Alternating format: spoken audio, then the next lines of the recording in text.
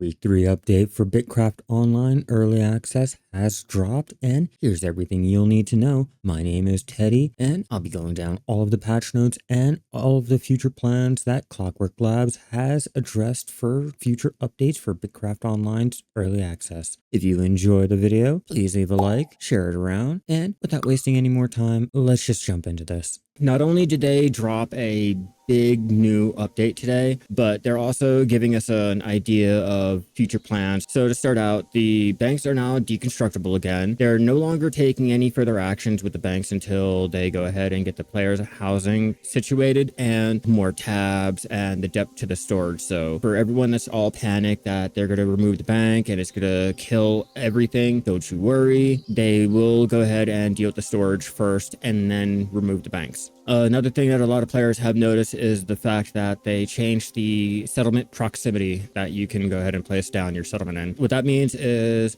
instead of being able to place down your settlement like right directly next to one, there is now a cutoff and you'll have to move your settlement or settle down further away. For those who did settle their settlement closer, like before the update came out, it does not affect you. You will still have your settlement. Everything is fine. But for the new players going forward and for those who are deciding to go ahead and resettle down, just keep that in mind. You now have a proximity. That should remedy a little bit of the problems with people trying to grief using the settlement claims. They'll go ahead and adjust it as the feedback does come in.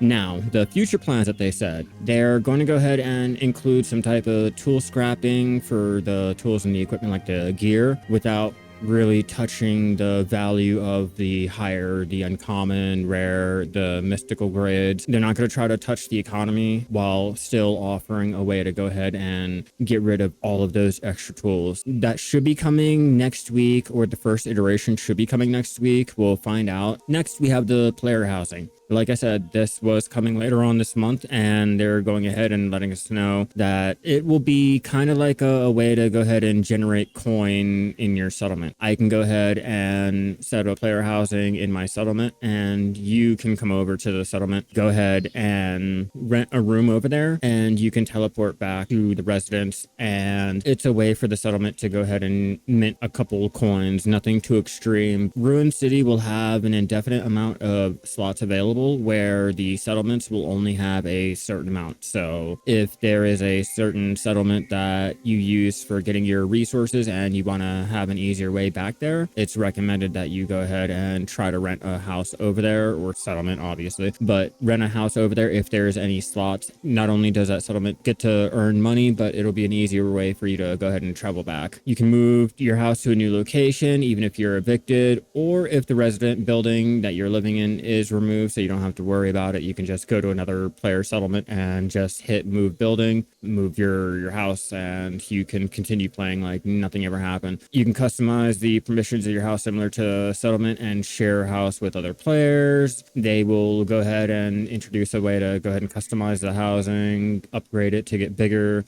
Now on to the actual patch notes, what I've been waiting for. Starting off with the July 10th update, week 3. The player settlements cannot be placed within the minimum range, like I said, and the banks are now destructible again. No further actions will be taken on the banks later on and or until the storage has gone ahead and get more storage tabs and all that, like I already mentioned. Fixed how several stats show up in the stats window, which made them look incorrect. I don't know if you guys have noticed when you're out there doing any of your gathering or crafting, it kind of looked a little slow even though you had the higher gear. Now all of the crafting speed, building speed are now represented in the detailed stats. So now you can actually see where the stats are coming from, which pieces, and how much they actually give. When you're out there gathering or crafting, you'll actually see the effect in play instead of it just being a static number. They made further improvements to the Empire territory rendering and the names to make it easier for you to go ahead and go in and out of the maps. When you're going in, it is now a lot faster to zoom in and zoom out. You can now go ahead and toggle on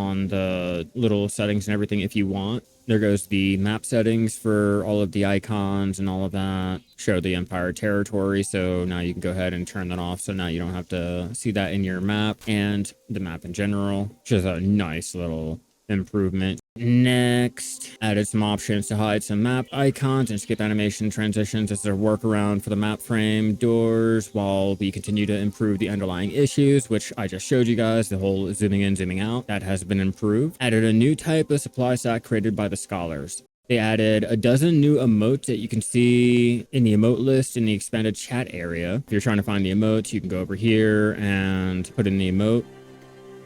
It'll go ahead and do the emote. So they added a lot more. That's actually really cute. I like that. I do like having emotes in the game so you can do other things.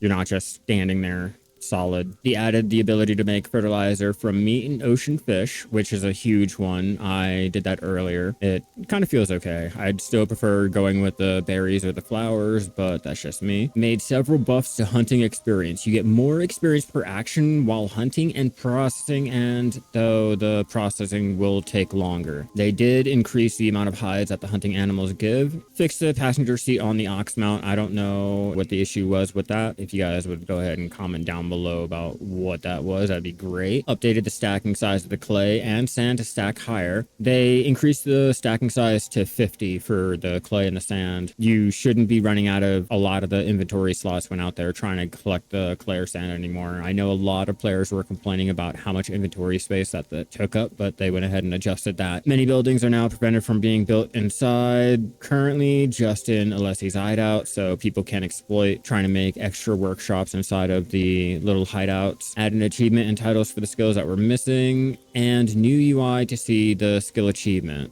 Updated T4 berries. I know a lot of people were complaining about how the blueberries were not spawning. They gave much more health and the respawn more aggressively to deal with the overall low amounts. This will take effect on the new ones. If you see any, go out there, gather them, and get the new ones respawning. Fix several cases where the T7 to T10 resources, where they would drop the wrong tier of the item when destroyed. Added the ability to deposit coins into the settlement treasuries. You want to have an extra little coin in there to pay for supplies, you can go ahead and do that. Keep a nice little amount of coins in there. Entity labels toggled that you can now be customized in the settings on which things you want to see labels for. So no longer do you have to sit there and look at the